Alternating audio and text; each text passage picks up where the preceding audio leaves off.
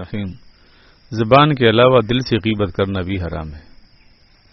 اے عزیز، جان تو کہ جس طرح زبان سے غیبت کرنا حرام ہے،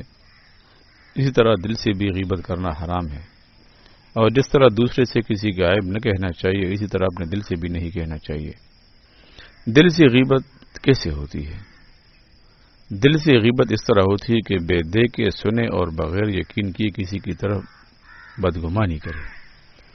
رسول مقبول صلی اللہ علیہ وسلم نے فرمایا ہے کہ حق سبحانہ و تعالیٰ نے مسلمانوں کا خون اور مال اور اس کی طرف بدگمانی کرنا تینوں باتیں حرام کی ہیں، اور جو اسی بات دل میں آئے کرے تو اس کا یقین ہو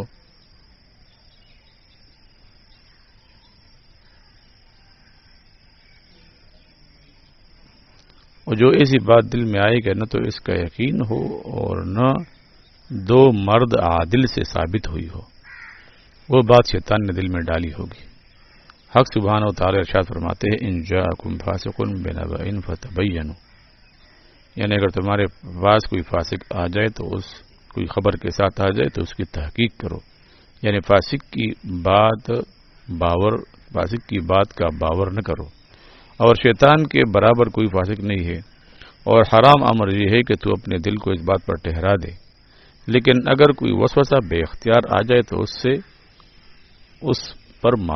ماخوذ نہ ہوگا، یعنی اس سے مواخذہ نہ ہوگا۔ رسول مقبول صلی اللہ علیہ وسلم فرماتے ہیں کہ گمان بد سے مسلمان خالی نہیں ہوتا، لیکن سلامتی اس میں ہوتی ہے کہ اپنے دل میں اسے تحقیق نہ کرے، اور جب تک اس میں احتمال کی گنجائش ہو تب تک نیک تر وجہ پر اسے محمول کرے۔ اور دل میں تحقیق کرنے کی علامت یہ ہے کہ جس کی طرف سے بدگمانی آئے وہ شخص اس کے دل میں بہت گراں ہوتا ہے اور اس کی مراعات میں یہ قصور کرنے لگتا ہے، مگر جب دل و زبان اور معاملہ اس کے ساتھ ویسا ہی رہے جیسا تھا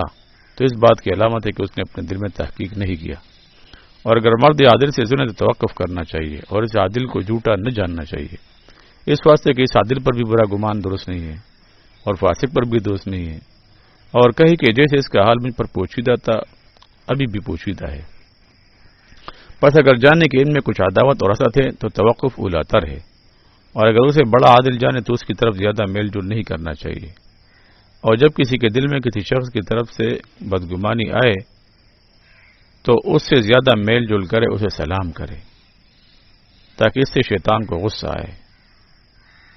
اور شیطان کو جب غصہ آئے گا تو گمان کم ہو جائے گا، اور جب یقینی جان لیا تو غیبت نہ کرے، تنہائی میں نصیحت کرے، اور نصیحت کرنے میں اسے ذلیل اور شرمندہ نہ کریں، بلکہ رنجیدہ ہو کر نصیحت کریں، یعنی دل میں اس کا درد محسوس کر کے نصیحت کریں۔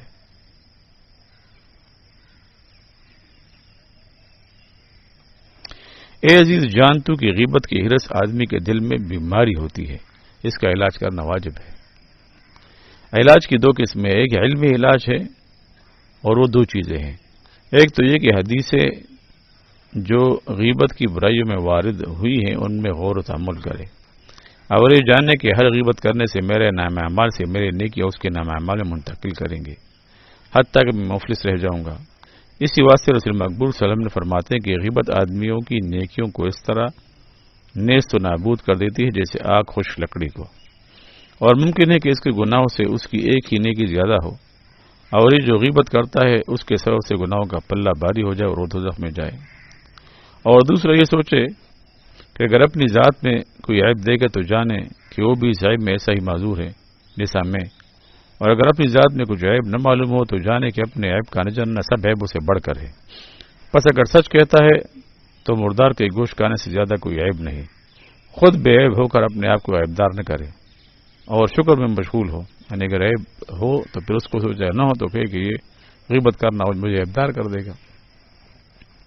اور شکر میں مشغول ہو، اور جانے کہ وہ شخص جو اس کام میں تقصیر کرتا ہے تو کوئی بندہ تقصیر سے خالی نہیں،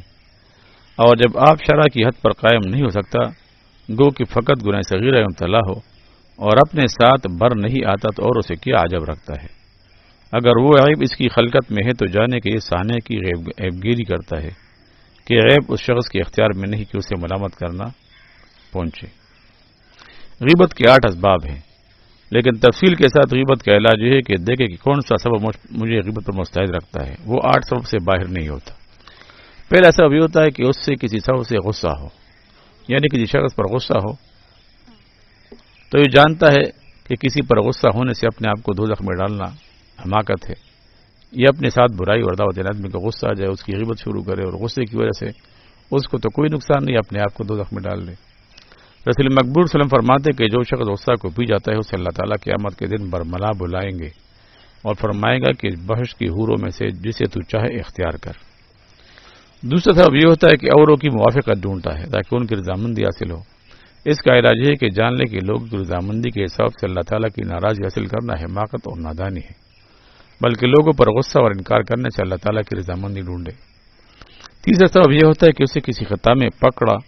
اور وہ اپنی خلاصی کے واسطے اس خطا کو دوسرے پر رکھتا ہے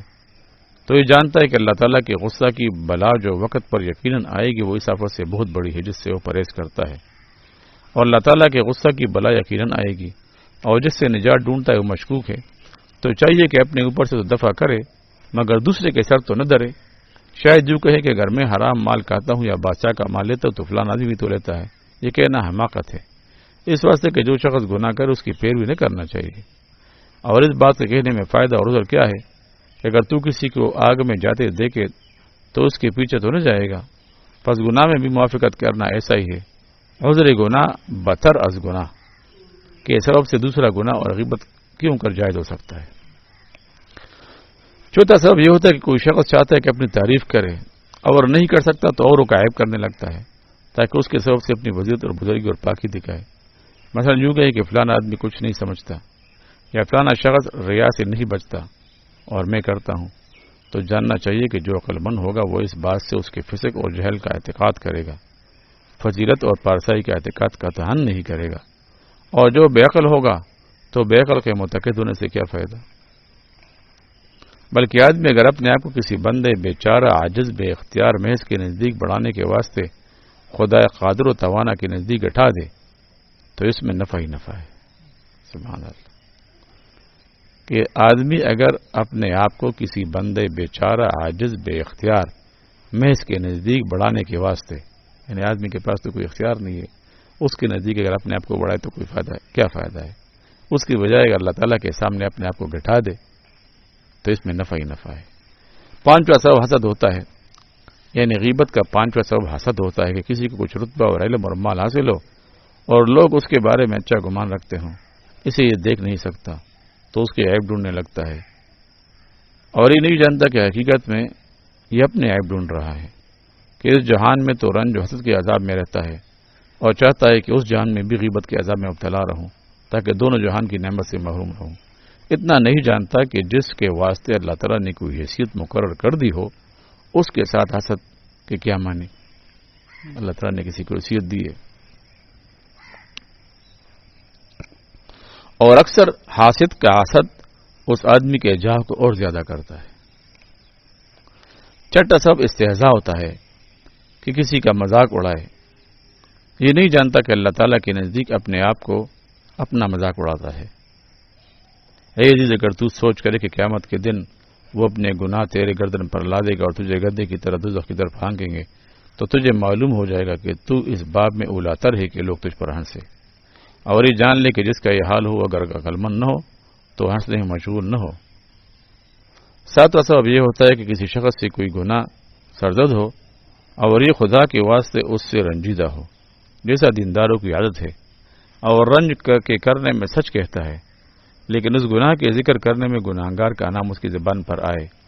اور اس امر سے غافل رہے کہ یہ غیبت ہے،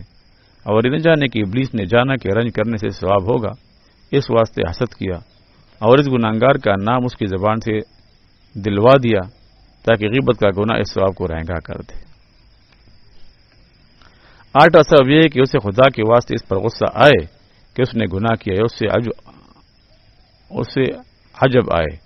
اور غصہ یا تعجب میں اس کا نام لے لے تاکہ لوگوں کو معلوم ہو جائے، اور یہ امر اس کے ثواب کو ضائع کر دے، بلکہ ہونا یہ چاہیے کہ فقط غصہ اور تعجب کی بات کرے کہ لوگ ایسے ایسے کرتے ہیں، نہیں نہ کرنا چاہیے، کسی کا نام نہ لے۔